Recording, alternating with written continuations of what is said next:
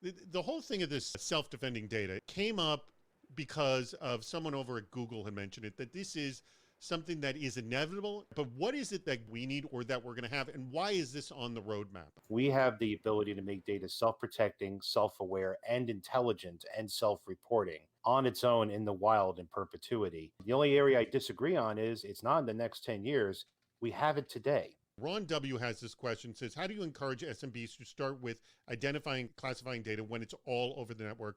Many see it as too much work to get under control. All of these things we've been trying to do is all based on one premise, that data can't defend itself. You have to put all these controls in place around it. When it comes to intelligent data, it actually can tell, am I PCI data, am I HIPAA data, am I GDPR data, and all these different kinds of capabilities. And when you're able to do that, it can then apply its own policy that is based on that classification. From a business perspective, I have to trust but verify. And what you're implementing for me is the trust but verify technology, so that when I have to move the data outside of my protected perimeters, I am still able to manage the risk to the company.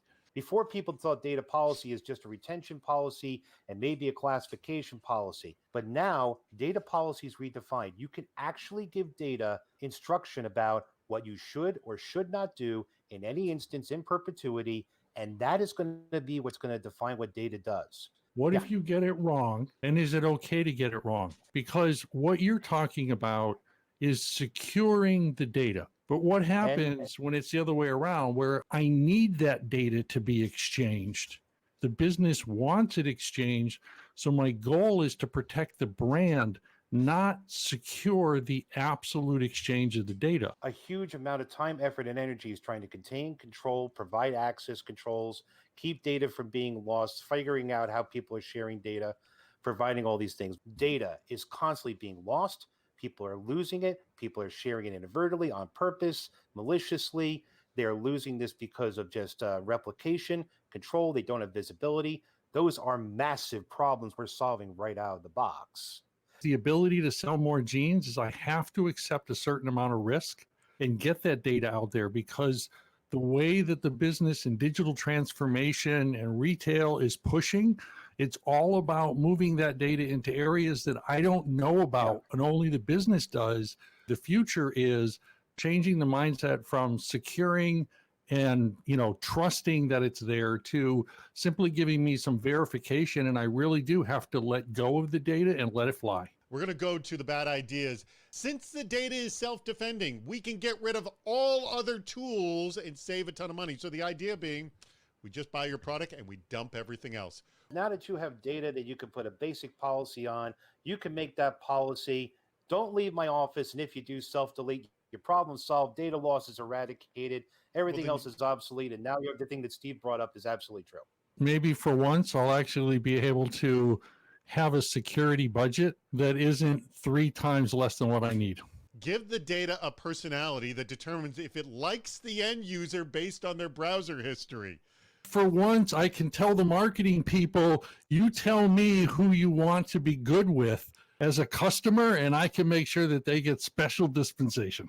If you're a nice, accepting person who likes to work with people, your data is going to be great. And if you're a person that just doesn't get along with anybody and everything else, it's going to take that as your browser history and say, you know what, I'm going to formulate my personality based on what this guy's looking at.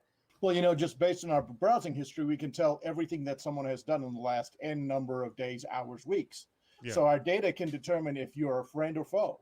We've got DLP, we've got logging, we've got all these other tools in place. And if the data knows what it wants to do and how it can protect itself, we don't need any of those things. Like Steve said, we can save a ton of money and we can spend the money in other places. Matthew Bybee asked this question. He's a CISO himself over at Satcom Direct.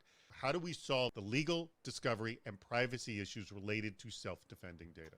All the forensics from the data, both when it gets encrypted, when it gets policied, when it gets accessed, and when it self-reports, it's all designed around possession, custody, and control, forensic logging, and audit control.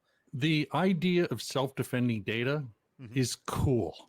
And from my perspective, I like the technology. But when you look at it for business, how can I now make every byte of data that I exchange have context so that it's actually, where is my policy engine that at the point of execution in a real-time environment, I can do the right thing.